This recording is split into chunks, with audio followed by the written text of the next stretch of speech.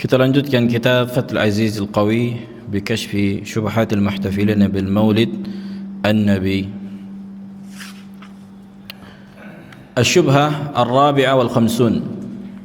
Syubhat yang ke-54. Yaqulun mereka berkata, para peraya Maulid dan pelaku bid'ah, Inna Allah Ta'ala qal wa kullan naqussu 'alayka min anba'ir rusul ma nuthabbitu bihi fu'adak wal maulidun nabawiyyu syarifu yashtamilu ala anba'in nabi alaihi salatu wassalam wa fi dhikrihi tathbitun li af'idatil mu'minin. Apa kata mereka pada syubhat ini? Sesungguhnya Allah menyebutkan di dalam Al-Quran di surah Hud ayat 120, dan seluruhnya telah kami kisahkan kepadamu wahai Nabi dari kisah-kisah para ar-rusul. Sesungguhnya kami kisahkan kepadamu wahai Nabi Muhammad apa kabar-kabar dari Rasul, kan gitu. Yang dimana kabar Rasul ini dengannya kami kuatkan hatimu. Ma nuthabbitu bihi fuadak. Kami kokohkan hatimu dengan kisah para Rasul. Naam. Makanya Nabi SAW pernah menyebutkan dalam hadis, ya kan, ketika diganggu oleh orang-orang Quraisy, kemudian dihina dan seterusnya, kata Nabi SAW, laqad adza Nabiullah Musa fasabara. Sungguh Nabi Musa pun diganggu dan dia bersabar. Maka maknanya aku lebih berhak untuk bersabar. Maka orang-orang yang mendengar kisah ini juga lebih berhak untuk bersabar apabila para anbiya diganggu dan dicerca oleh kaumnya. Kan gitu. Saksi bahasan di sini kata mereka bahwa Allah menguatkan hati nabinya dengan mengabarkan kisah para rasul. Nah, ketika kita merayakan Maulid Nabi ini, kan di dalamnya terdapat apa? Pengkabaran tentang kisah Nabi alaihi salatu wassalam yang bisa menguatkan hati orang-orang beriman. Wadah.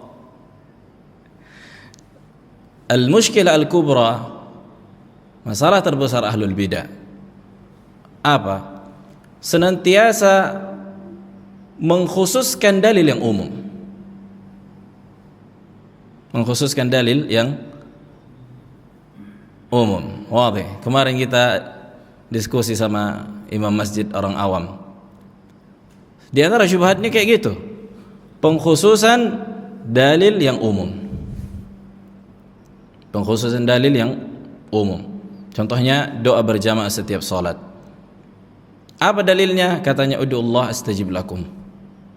Mintalah kepada Allah, berdoalah kepada Allah akan aku ijabah. Taib, apa muskilahnya? Ya, orang Allah mau mengatakan bahwa siapa yang berdoa dijabah. Terus apa hubungannya sama doa habis salat?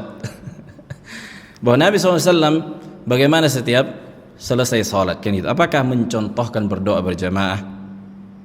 Ini yang jadi apa? Pertanyaan. Jangan pernah mengkhususkan dalil yang umum kecuali dengan dalil. Kata para ulama, at-takhsisu yahtaju ila dalil. Ini kaidah usul fikih. Dalil am biarkan umum. Ketika ada yang mengkhususkannya wajib mendatangkan dalil. Adapun ketika mengkhususkan dengan akal kita sendiri, udahlah habis. Fawailul lil musallin. Udah sampai situ aja. Celaka orang-orang salat. Kan itu. Makanya apa?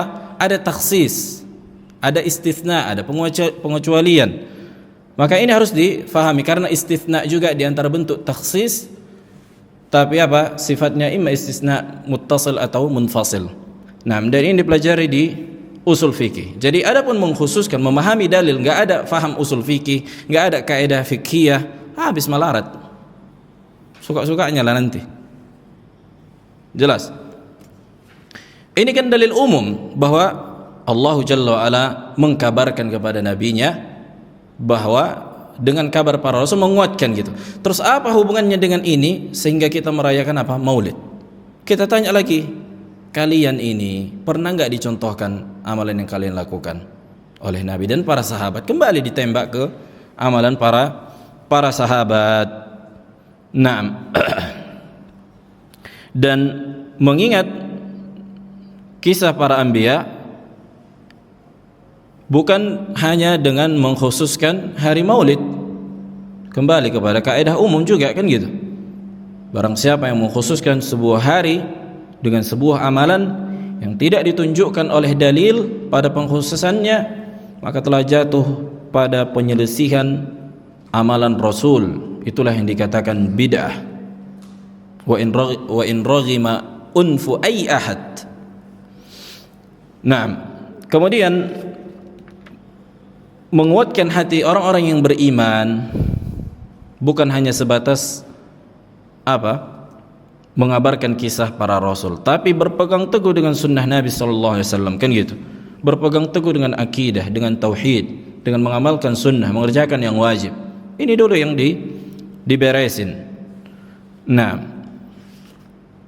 maka itu tadi, siapa yang mengkhususkan sebuah hari dengan sebuah amalan yang itu tidak ditunjukkan oleh dalil, maka dia telah jatuh pada kebid'ahan. Nah, kemudian syubhat yang ke-55, al-khamis wal khamsun, yaqulun idza kana ahlus salib ittakhadhu lailata maulid nabiyihim 'ida akbar fa ahlul islami aula bit takrimi wa aqdar. Kata mereka apa? Apabila ahli salib, orang-orang Nasrani, menjadikan hari maulid Nabi mereka sebagai hari Id yang besar, maka orang-orang Islam lebih utama untuk memuliakan nabinya dengan menjadikan hari Id atau hari maulid. Ini kata mereka. Wadih. Subhanallah. Maka ucapan mereka ini sudah cukup menghancurkan ucapan ini sendiri. Iya kan? Ini hujjah alaihim la lahum. Ini hujjah atas mereka, hujjah yang menghancurkan dan menampar pemahaman mereka, bukan hujjah untuk menguatkan keyakinan mereka. Inilah yang dikatakan tasyabbuh bin nasara wal kuffar. Bukankah Nabi SAW telah mengabarkan la tattabi'unna sunana man kana qablakum, na'am, shibran bi shibrin, dhira'an wa bi dhira'in, hatta law salaku hujra dhabbin la salaktumuhu. Na'am, sesungguhnya kalian akan mengikuti sunan. Yang dimaksud sunan di sini adalah kebiasaan, adah. Makanya sunnah itu juga dikatakan adah. Sunan jamak dari sunan jamak dari sunnah. Sunnah itu kebiasaan. Wadih. Makanya kan dikatakan sunnah Nabi, kebiasaan Nabi sallallahu alaihi wasallam. Itu juga maknanya. Makanya begitu juga disebutkan man sanna sunnatan sayyi'atan, kan gitu. Siapa yang membiasakan, mencontohkan sebuah perbuatan yang buruk, falahu wizru wa wizr man amila bih, maka dia akan mendapatkan dosa dan dosa orang yang mengikutinya. Tuh, bukan menunjukkan adanya bid'ah hasanah, enggak ada bid'ah hasanah. Ini man sanna sunnatan hasanah. Siapa yang membiasakan amalan yang baik, kebiasaan yang baik. Kebiasaan yang baik itu apa? Patokannya Al-Qur'an dan sunnah. Bukan ada bid'ah hasanah sebagaimana yang difahami sebagian juhala. Naam. Maka ini diantara bentuk tasyabbuh bin nasara. Subhanallah. Makanya maulid itu banyak kemungkaran, dan sudah kita jelaskan lagi bahwa maulid ini siapa yang mempeloporinya adalah orang-orang Fatimiyun, Ubaidiyun, orang-orang Rafidhah yang berasal Yahudi, yang berasal Jahudi. Nah, kalau orang dulu bilang Yahudi, Jahudi pakai jim kan. Taib. Begitu juga banyak kemungkaran sudah kita jelaskan. Belum lagi Al-Bardhanji, qasidah burdah, emak-emak joget-joget, karaokean, subhanallah. Apalagi maulid-maulid yang liar yang dilakukan orang-orang awam. Jadi ajang ajang karaoke. Dipanggil biduan. Subhanallah. Kenapa? Karena ini kan momen acara maulid ini gampang mendapatkan dana di situ. Kalau bikin karaoke habis uang kita. Kita bikin karaokean habis duit kita. Bagi mereka apa? Ayo, maulid atas nama apa? Agama. Orang-orang akan semangat membantu. Ketok pintu maulid. Nah, lihat apa? Apa istilahnya? Apa yang namanya kayak? Proposal. Sekian. Orang pun oh iyalah maulid, cinta Nabi, cinta Nabi. Dengan kepolosannya, kan kepolosan dan kebodohan, udahlah kita sumbangkan. Terkumpul gampang, dana itu terkumpul. Makanya yang paling mudah untuk mendapatkan dunia, udah pakai nama agama. Pakai nama agama. Karena itu tadi, orang-orang yang jahil, yang mungkin niatnya masih baik kan gitu, kepolosannya, kecintaannya mungkin kepada Nabi, tapi disebabkan kejahilannya, udah dia keluarkan hartanya. Di atas apa? Di atas orang-orang yang mungkar, orang-orang fasik. Memanggil biduan, memanggil karaokean, mak-mak joget-joget. Subhanallah, nasallallahu salamata wal afiyah. Naam, maka ini tamparan keras kepada mereka bahwa mereka telah mengikuti orang-orang Nasrani, orang-orang Kristen, yang dimana mereka senantiasa merayakan hari yang dianggap lahirnya Nabi Isa, hari yang dianggap lahirnya Nabi Isa. Dan itu juga para ulama, begitu juga konsepnya sama. Para ulama sepakat berselisih tentang kapan pastinya lahir Nabi Isa alaihissalam. Konsepnya sama. Yang dirayakan orang-orang Nasrani sendiri 25 Desember ya? Nah kan? Nah, yang dianggap lahirnya Nabi Isa itu pun sepakat para ulama diperselisihkan. Begitu juga dengan Nabi alaihissalam diperselisihkan. Karena apa? Sebatas lahir, udah kita nggak ada keistimewaan di situ. Sebatas lahirnya Nabi belum menjadi istimewa sampai kapan? Diutus menjadi Rasul. Yang membedakan Nabi dengan manusia biasa yang lain adalah ar-risalah,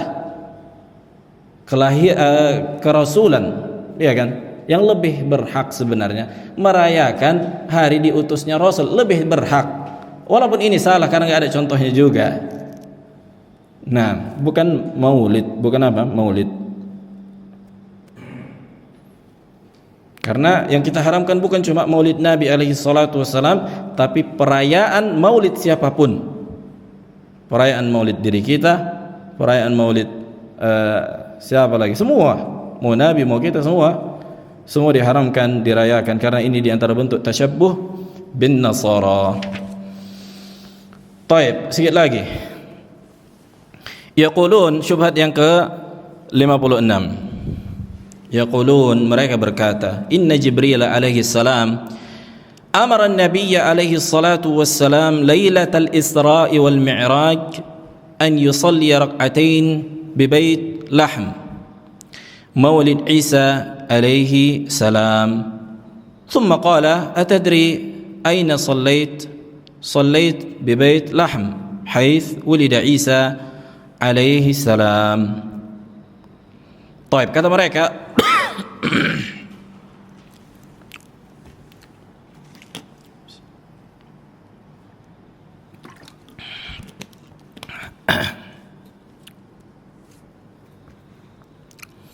kata mereka, sesungguhnya Jibril memerintahkan Nabi Muhammad alaihi salatu wassalam ketika malam Isra dan Mi'raj untuk salat 2 rakaat di Bait Lahm, yang dimana kata mereka di situ maulid Nabi Isa. Kemudian berkata, tahukah engkau di mana engkau salat? Katanya engkau salat di Bait Lahm, di mana Nabi Isa lahir.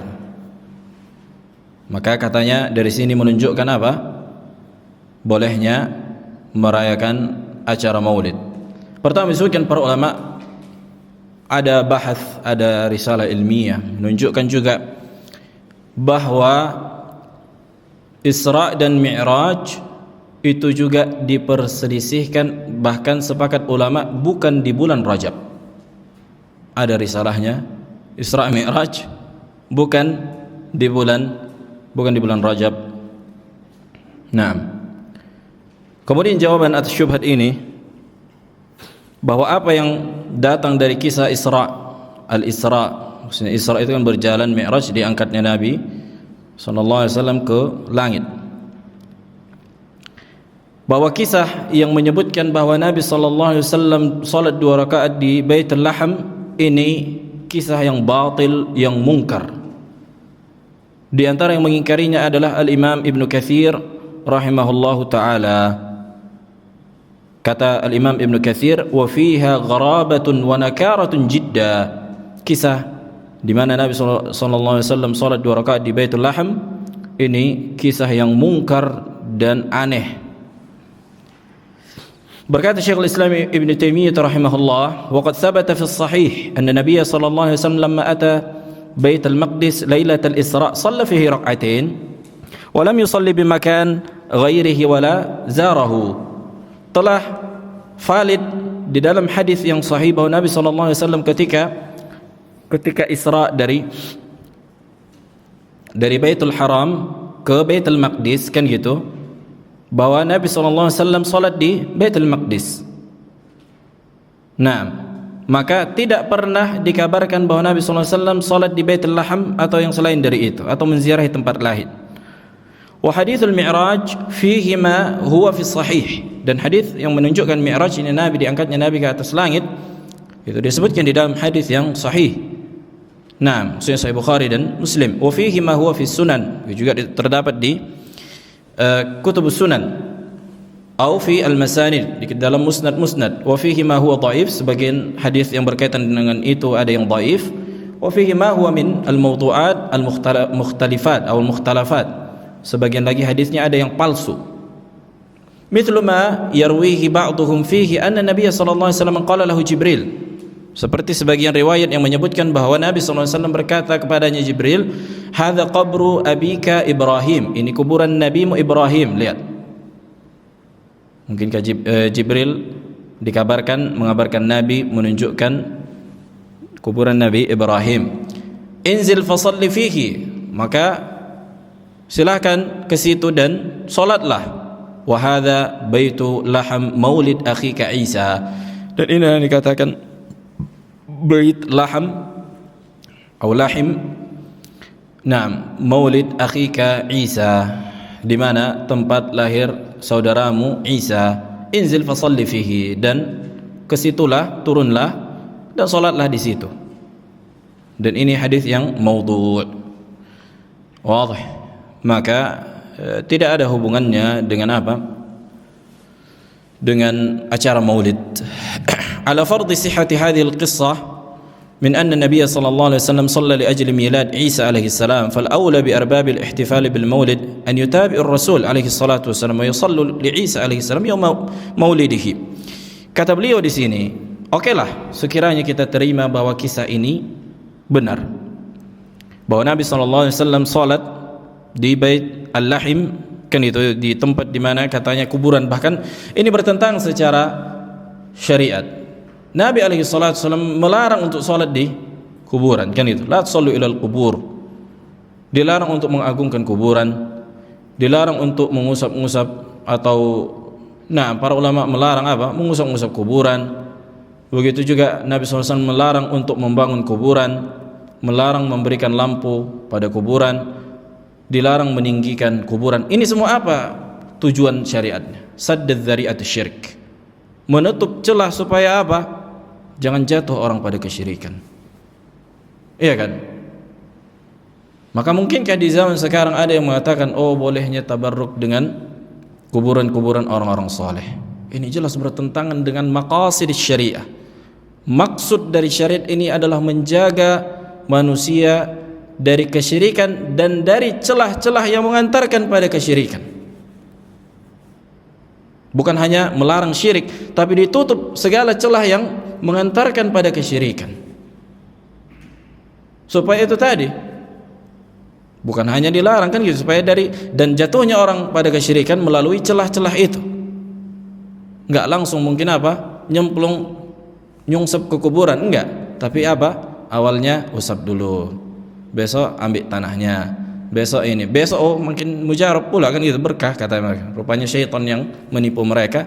Besoknya disembah, berdoa di situ, tawaf di situ, haji di situ, sholat berjamaah di situ, minta-minta di situ, udah. Jadi orang-orang musyrikin di zaman Nabi yang iktikaf di berhala-berhala, sama hukumnya. Makanya Nabi SAW melarang para sahabat dahulu dari ziaratul kubur, kan gitu. Kuntu nahaitukum an ziyaratil kubur. Kenapa? Karena di saat itu iman para sahabat belum sekuat ketika dikuatkan oleh Allah dengan turunnya wahyu dan seterusnya.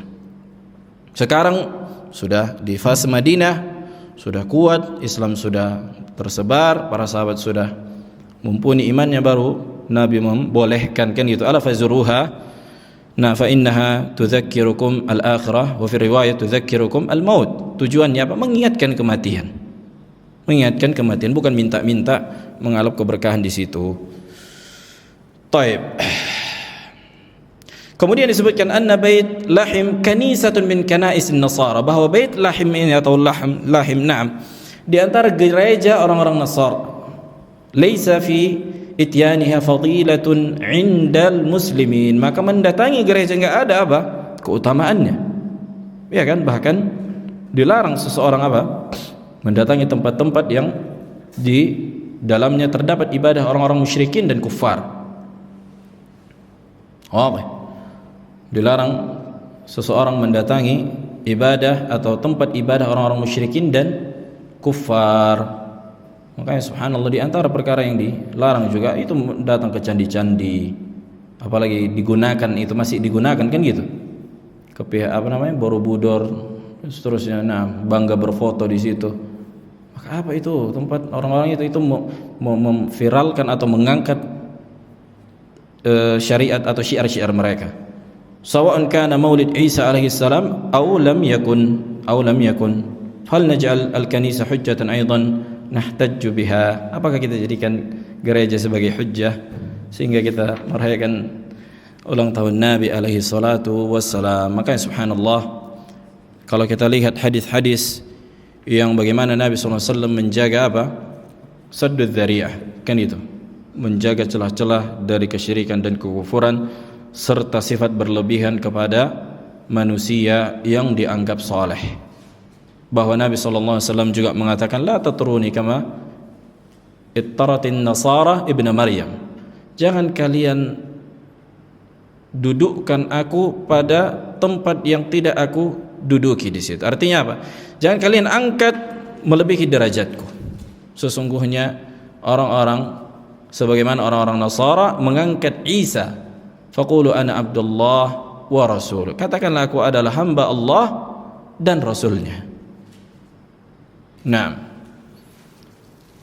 tapi itulah, ini masalah pendapatan, bukan masalah perbedaan pendapat, masalah perbedaan pendapatan. Karena kalau diingkari acara maulid, diingkari ziarah-ziarah kubur yang mengandung kesyirikan, yang meminta-minta, biasa di situ ada cuan, ada kotak box yang diisi dalamnya sekian ratus juta, 100 ribu. Nah, ada pertanyaan? Fadhal, Abu Aqil.